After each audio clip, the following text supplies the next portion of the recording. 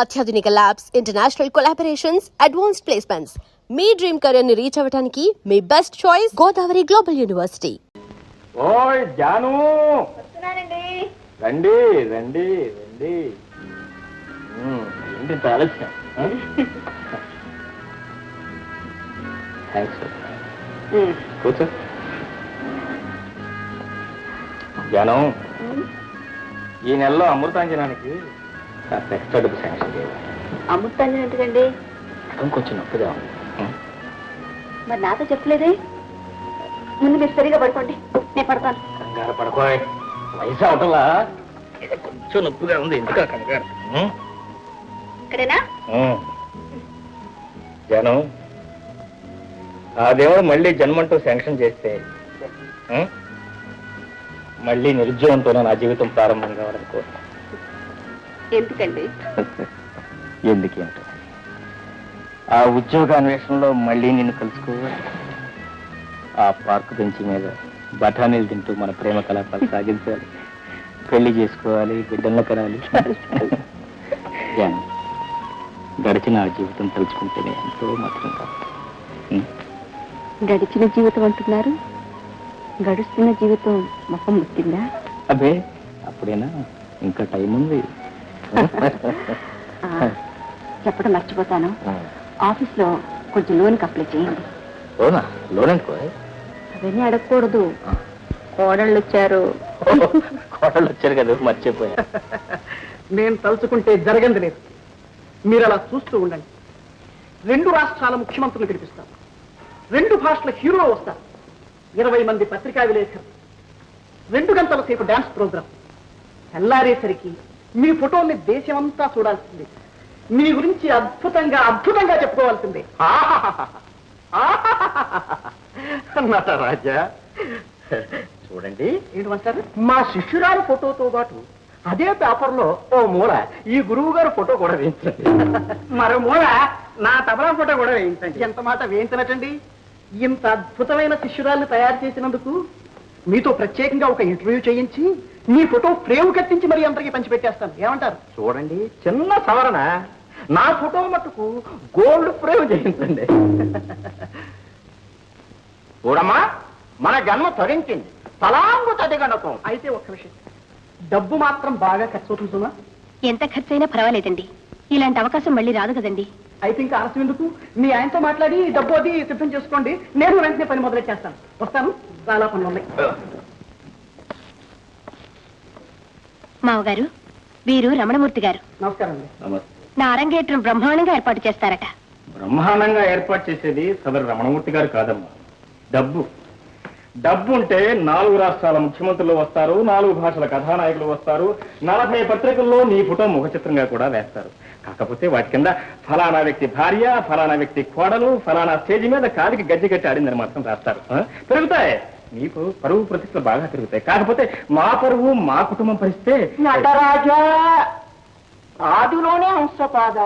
మావగారు, నేను బాగుపడ్డా నాకు పేరు ప్రతిష్టలు రావడం మీకు ఇష్టం లేదా? నీ పేరు ప్రతిష్టలతో మా పేరు ప్రతిష్టలు కూడా ముడిపడి ఉన్నాయని మర్చిపో. నటరాజా చూడండి, పవిత్రమైన కళను ప్రదర్శించడం పరువు తక్కువ పని కాదండి. పవిత్రమైన కుటుంబాన్ని రచ్చకెట్టడం పరువు గల పనే నటరాజా. ఇదిగో సమయానికి పత్తగారు రాని వచ్చారు. అన్ని పనులు వారే చూసుకుంటారు. ఇక మీరు నోరు మూసుకుని సెలవు తీసుకోండి. ముందు జరగవలసిన పనులు చూడండి.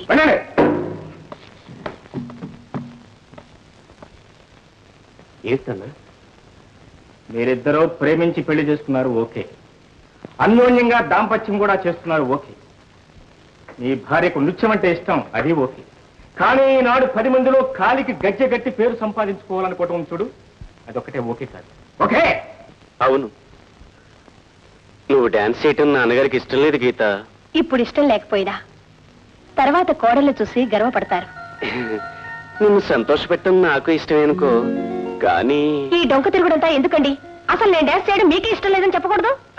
అది కాదు గీత, డ్రెస్లకని, నగలకని, అదని ఇదని ఇప్పటికే చాలా ఖర్చు అయింది.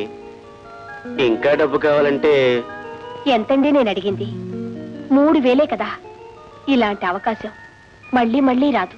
ప్లీజ్.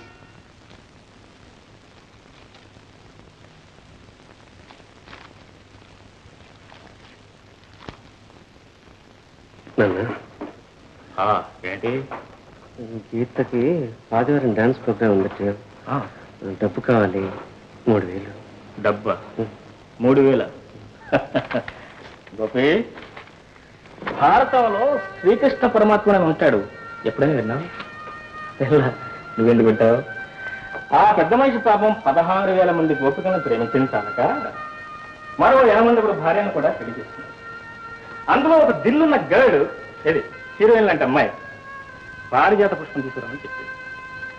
ఇంద్రుడితో యుద్ధం చేశాడు, గెలిచాడు, పారిజాత పుష్పం తీసుకొచ్చి ఇచ్చాడు, కళ్ళానికి పోయి తీర్చాడు. అట్లాగే రామాయణంలో దశరథ మహారాజు అని ఒక ముసలాయన ఉంటాడు, ఇది గడ్డాలు పెంచుకుని. ఆయన పేరు ఎప్పుడైనా విన్నావు? ఇలా ఎందుకంటావు? ఆయన కొడుకు శ్రీరామచంద్రుడు. ఆయన 3 భార్యల్లో ఒక భార్య చెప్పిన మాట విని శ్రీరామచంద్రుడిని అడవులకు పంపి మనాది పడి హార్ట్ అటాక్ వచ్చి గుండె ఆగి చచ్చారు. వీళ్ళిద్దరు ఎవరు గొప్పవాళ్ళు అంటారు? నాకు తెలియదు. పెళ్ళం అడిగింది మాత్రం తీర్చడానికి మాత్రం తీరు. శ్రీకృష్ణ పరమాత్మ గొప్పవాడు, ఎందుకంటే ఈజ్ హీరో. దశరథ మహారాజు ఒట్టి పిరికివాడు. పెళ్ళా మాటలు విని బంగారం బిడ్డను అడవులకు పంపించి గుండెకి డామ్మని తెచ్చాడు. శ్రీకృష్ణుడు యుద్ధం చేశాడు, పారిజాతం తెచ్చాడు, పెళ్ళానికి ఇచ్చాడు. అట్లాగే నీ పెళ్ళాం కోరిక తీర్చుకోవాలంటే యుద్ధమే చేస్తావో, కష్టపడతావో, చెమటలు కాలుస్తావో, ఏం చేస్తావో తీసుకొచ్చి ఇవ్వు. నా దగ్గర డబ్బు లేదు, కాళ్ళు నొప్పులకు ఉన్నాయి, వేరే ఏమైనా పనులు ఉంటే చూసుకో, వెళ్ళరా. ఆయన డబ్బు కోసం వచ్చారు కానీ మీరు చెప్పే పురాణాలు వినడానికి కాదు. ఓ, నువ్వు ఇక్కడే ఉన్నావు. ఏమీ లేదమ్మా, అబ్బాయి పసివాడు కదా, కథలు చెప్తే బాగా అర్థమవుతుందని చెప్పా. నీ సరదాలు తీరాలంటే ఒకటే మార్గం, అబ్బాయిని ముందు అప్పు చేయి. మార్గాలు మీరు చెప్పక్కర్లేదు. ఆస్తిలో ఆయనకి భాగం ఉంది, మా భాగం మాకిమ్మంటున్నాం. ఆస్తిలోనే కాదమ్మా, ఈ ఇంటి పరువు ప్రతిష్టలో కూడా నీకు భాగం. రేపు ఆదివారం నువ్వు డాన్స్ చేయబోతున్నావు కదా, ఆ రోజు నాది పూర్తిగా బజారు పాలవుతుంది. తొందర గోపి, ఆ నాటి విసిగంతగా మీ పనులు ఉంటే చూసుకుని పడే. మాకు డబ్బు కావాలంటున్నాను. నేను ఇస్తాను. ఇవి వారు చేయించిన నగలే, తీసుకో. జానకి, అవునండి, నేను ఇస్తున్న నగలేగా.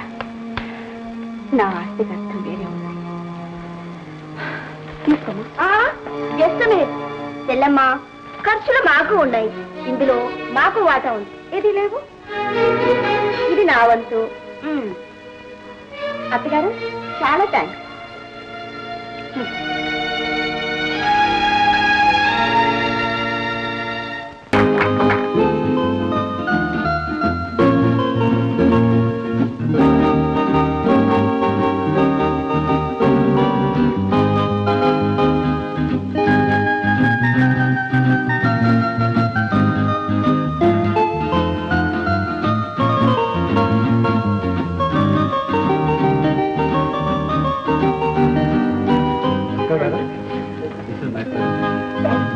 Madam, with my best thanks. Thank you only success.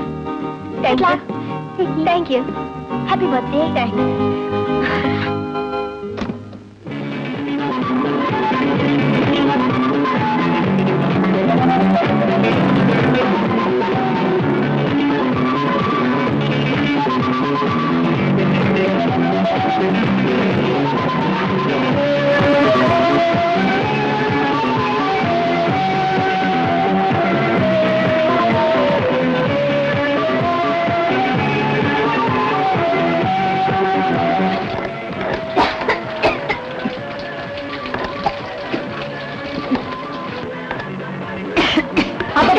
ఏమిటి వంటలు ఇంకా పూర్తి కాలేదా?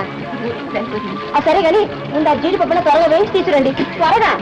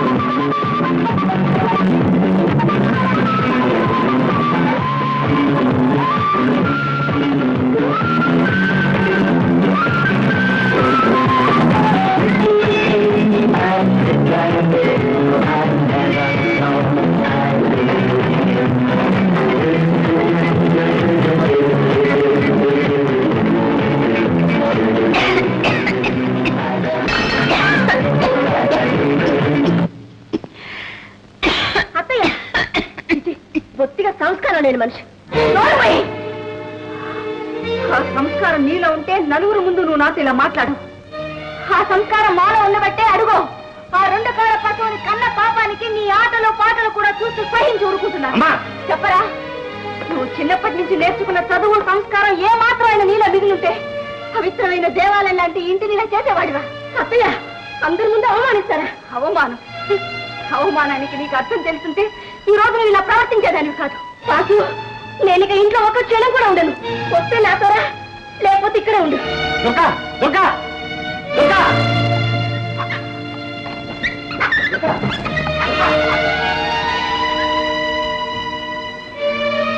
ఇంకా చూస్తూ నిలబడతారే?